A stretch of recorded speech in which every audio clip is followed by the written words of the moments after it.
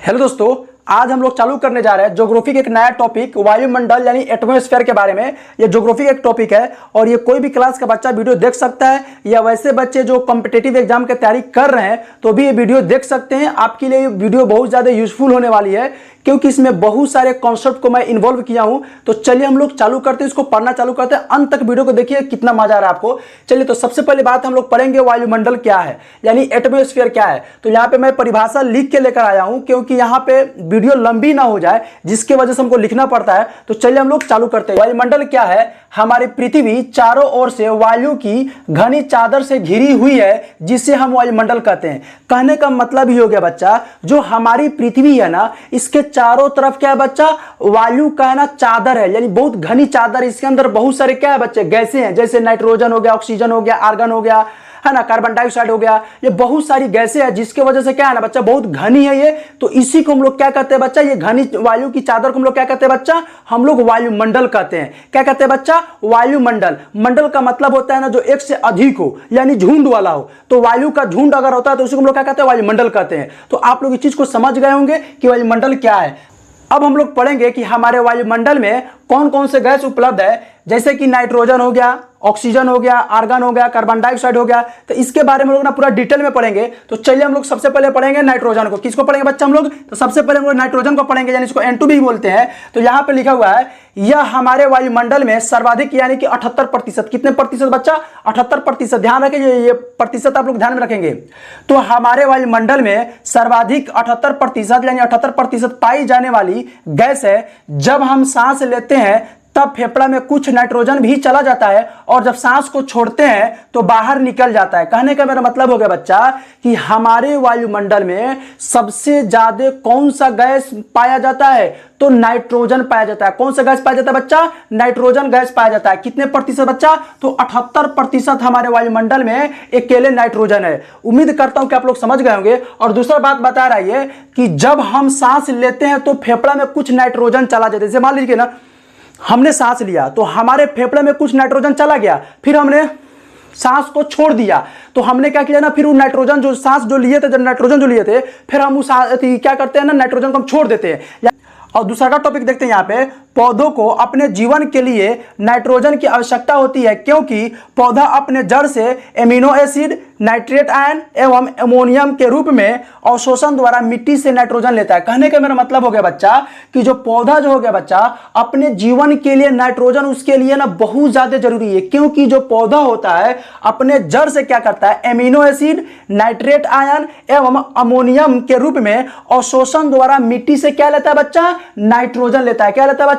Nitrogen लेता है। तो इसीलिए पौधों को जीवित रहने के लिए भी नाइट्रोजन की आवश्यकता पड़ती है, जो पौधा क्या करते हैं बच्चा? जड़ से उसको ले लेता है। अब हम लोग पढ़ेंगे हमारे वायुमंडल में दूसरा गैस कौन सा है। जैसे कि यहाँ पे ऑक्सीजन को मैं लिखा हूं, यह वायुमंडल में प्रचुरता से मिलने वाली दूसरी सबसे अधिक यानी कि 21%। कितना बच्चा? 21%। ये आप आंकड़ा को ध्यान में रखेंगे, 21% गैस है। कहने का मेरा मतलब ही हो गया, हमारे वायुमंडल में सबसे अधिक कौन सा गैस पाई जाती है बच्चा? नाइट्रोजन। कितने प्रतिशत? 78%। और दूसरी सबसे अधिक पाई जाने वाली गैस कौन सा बच्चा?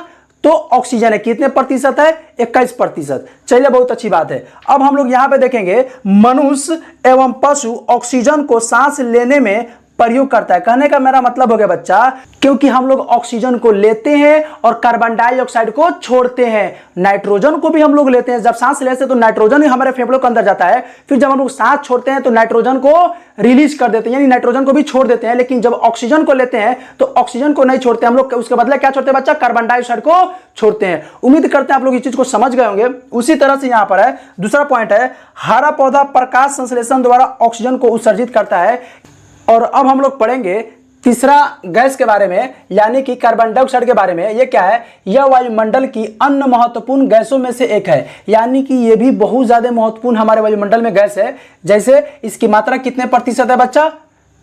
और इसकी मात्रा कितने प्रतिशत है? तो लगभग 0.03% है। हमारे वायुमंडल में कार्बन डाइऑक्साइड की मात्रा कितना है बच्चा? 0.03% है। हरा पौधा अपना भोजन बनाने के लिए कार्बन डाइऑक्साइड का यानी CO2 का इस्तेमाल करता है। जो हरा पौधा होता है बच्चा, प्रकाश संश्लेषण द्वारा ये अपना भोजन बनाता है। और ये हम लोग कभी दूसरे वीडियो में पढ़ेंगे प्रकाश संश्लेषण क्या है और ये अपना भोजन, हरा पौधा अपना भोजन कैसे बनाता है। जब हम लोग प्लांट्स के बारे में पढ़ेंगे तो उसमें हम पूरा डिटेल से बताएंगे हम आपको। अभी आप सिर्फ इतना समझिए कि जो हरा पौधा होता है अपना भोजन बनाने के लिए कार्बन डाइऑक्साइड का इस्तेमाल करता है। चौथा तो नहीं बोल सकते, इसमें बहुत सारे गैस है, जैसे कि देख सकते हैं यहाँ पे हीलियम है, हाइड्रोजन है, आर्गन है। तो हमारे वायुमंडल में अन्य गैस भी है, जैसे और हाइड्रोजन मिला के दोनों कितने प्रतिशत होता है बच्चा, यानी 0.04% होता है, इससे ज्यादा नहीं होता है।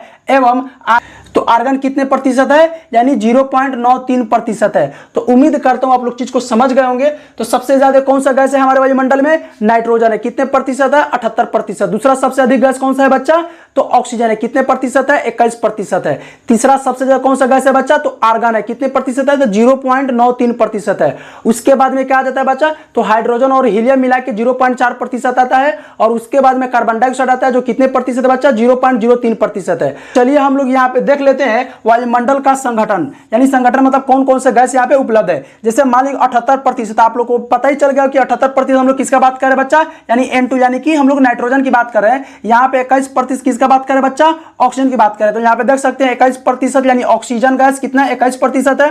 फिर उसके बाद में क्या है बच्चा, यहाँ पे छोटा सा खंड बना के मैं बता रखा हूं, क्योंकि सबसे अधिक गैस कौन सा है, मतलब उसके अनुसार भी मैं बताया हूं। और यहाँ पे आर्गन कितने प्रतिशत है बच्चा, 0.93% है। फिर उसके बाद में कौन है, कार्बन डाइऑक्साइड कितने प्रतिशत है, 0.03% है। फिर उसके बाद में क्या, अन्य गैस यानी कि हीलियम और हाइड्रोजन कितने प्रतिशत है बच्चा, 0.4% है। और यहाँ पे नाइट्रोजन कितने प्रतिशत है, तो 78% है। तो उम्मीद करता हूं आप लोग चीज को समझ गए होंगे। और ये आंकड़ा को ध्यान में रखना बहुत ज्यादा जरूरी है, क्योंकि एग्जाम में इसी तरह का ही क्वेश्चन आता है।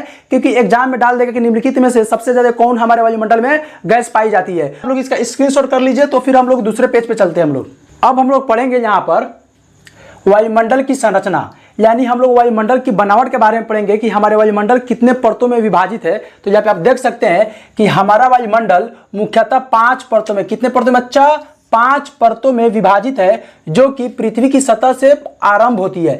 यानी कहने का मेरा मतलब होगा बच्चा कि हमारा जो वायुमंडल है ये कितने परतों में विभाजित है, 5 परतों में विभाजित है। तो अब हम लोग क्या करेंगे, इसको एक एक करके ना पढ़ेंगे और आपको बहुत ज्यादा मजा आएगा, क्योंकि अब हम लोग ना 5 परत को ना पूरे डिटेल में पढ़ेंगे। तो चलिए शुरू करते हैं।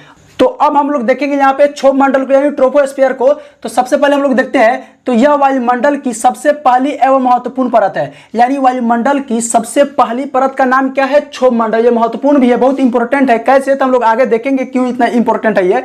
इसकी औसत ऊंचाई लगभग कितने किलोमीटर बच्चा, 13 किलोमीटर। तो हमारे पृथ्वी से लगभग, मान लीजिए हमारे ये पृथ्वी हो गया, और हमारे पृथ्वी से लगभग 13 किलोमीटर ऊंचाई तक क्या है बच्चा, क्षोभ मंडल का परत है। दूसरा का पॉइंट बच्चा इसका यह है कि इसमें मौसमी घटनाएं, जैसे वर्षा, कोहरा, जैसे कोहरा बोलिए या कुहासा बोलिए, धुंध बोलिए, एक ही बात है, अलग अलग जगह पे अलग अलग नाम से जाना जाता है। जैसे कि धुंध घेर लेते, हम लोग के इलाके में तो धुंध बोलते हैं, कहीं कहीं कुहासा या कोहरा बोला जाता है, इसे जो भी हो। एवं ओला वर्षा हो गया इत्यादि घटती रहती है। यानी कि जो क्षोभ मंडल में मौसमी घटना कौन कौन सी घटती है बच्चा, वर्षा, कोहरा यानी कुहासा, धूल एवं ओलावर्षण। क्या बच्चा, ओलावर्षण, इसमें इत्यादि घटनाएं घटते रहती है। तो मौसमी घटनाएं भी किसमें घटती है बच्चा, क्षोभ मंडल घटती है। और बच्चा ये बहुत इंपॉर्टेंट है, क्योंकि जो भी कॉम्पिटिटिव एग्जाम होता है तो उसमें इस तरह का क्वेश्चन आता ही रहता है। तो आप लोग इसको बहुत बारीकी से देखेंगे, आप लोग इसको कॉपी पर नोट करते रहेंगे। अब हम लोग यहाँ पे तीसरा पॉइंट को देखेंगे।